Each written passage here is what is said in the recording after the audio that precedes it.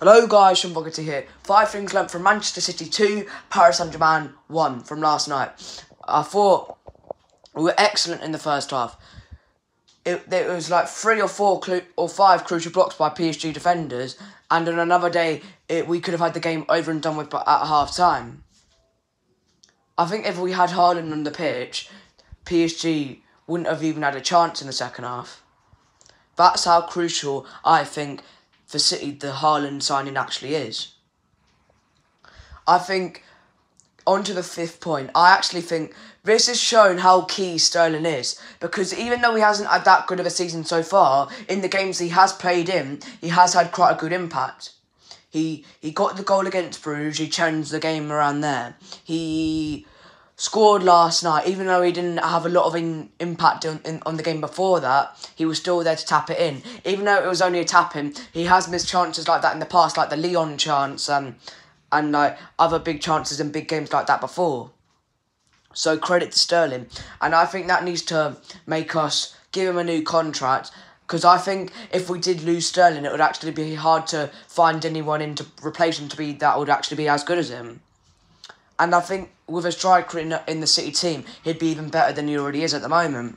Obviously, I'm not going to get carried away, because this could just be a 3-game period where he just has 3 good games and then he goes back to the old Sterling. But if he keeps his form and confidence up, then who knows, he could get back to where the old Sterling was, or even better than that. Obviously, he was crucial for England in the Euros as well. But I think the reason he plays a lot better for England than he does for City, because they play with a striker. So it's not naturally his fault from his previous performances that he hasn't played well in the City shirt. And the best thing about that win last night is that we managed to beat Paris Saint-Germain, that had a front three of Messi, Neymar and Mbappe. You can have your global club. You can have your fans across the world, fan bases, but they don't have the team chemistry or spirit. That's what City have. It wasn't that PSG. Well, it was that they played quite poor PSG to their usual standards, but it was also that they didn't have played together as a team well with chemistry and spirit as well. That's how we won it and they lost it. And I think Messi will always regret. One regret he will leave when he finishes his career and hangs his boots up is that he never played football in the Premier League. Because Ronaldo's played in the Premier League. That's what he's got ahead of Messi. And the things with Mbappe as well, he would be even better if he came to play for a Premier League team. The Premier League is the best league in the world, and the English league has just proven that. And the English teams are getting further and further each year in Europe, and we're proving the foreign countries wrong.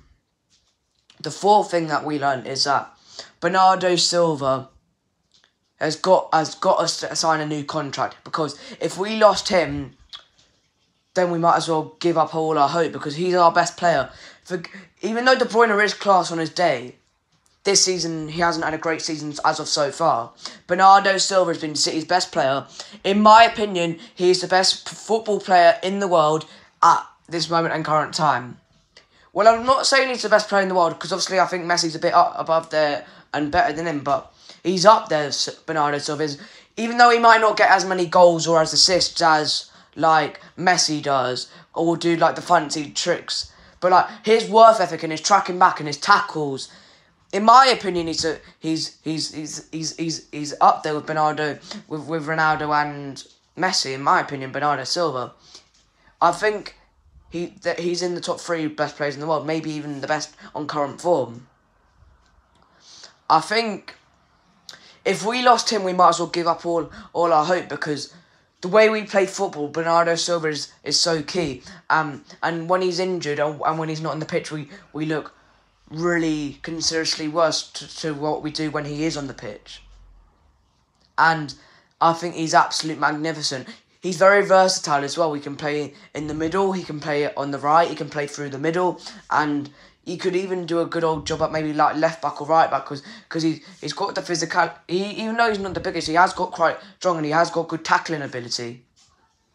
And you've got to give credit to Bernardo Silva, because it's not that in the summer that he wanted to go, it's because he didn't like the Manchester weather and it being cold. So give him a beach in his house, give him a glass of champagne and like a champagne refiller that he can drink and pretend that he's got a sunbed and he's drinking it in the sun, and you can even get him his own sunlight. We need to make whatever we can do to make this guy happy, to change his mind and want to stay at the club. We need to do it.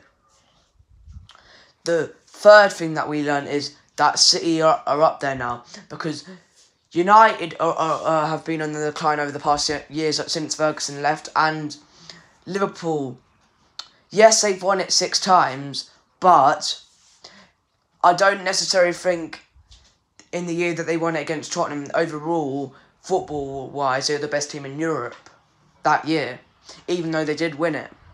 Because I think you don't have to be the best team in Europe to win the Champions League. You just need like decisions by the referee to go your way, and a bit of luck on the way as well, and to have team spirit and determination.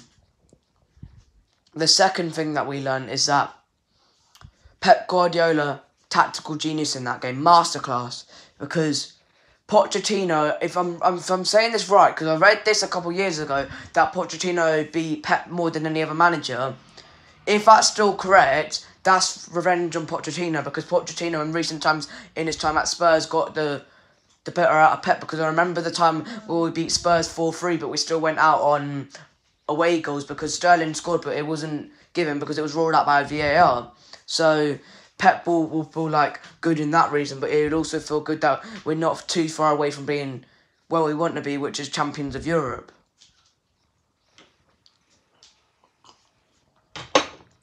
And the first thing that we learned is that play like that, we play anyone off the park, no matter what form they're in or where it is being played. Thanks for watching. Like, share, subscribe. Come on, the boys in blue. Let's go again on Sunday versus the Hammers. And see you guys soon. Have a wonderful rest of your Thursday, evening, afternoon, day, wherever you are across the world. And I'm giving you all my blessings out there, and I hope you stay safe and well and healthy out there. And thanks for watching. See you guys soon. Up the Blues! Come on!